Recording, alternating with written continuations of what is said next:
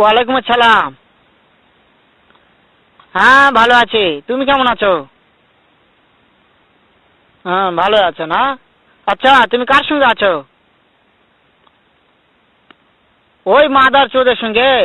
ওই মাদার চোর তো এতই হারামজাদা, ওই শুয়োর বাচ্চা, ওই তো লটির বাচ্চা, ওই সাওয়াচুদির বেটা মাগির লিসা, এতই মাগির লিসা।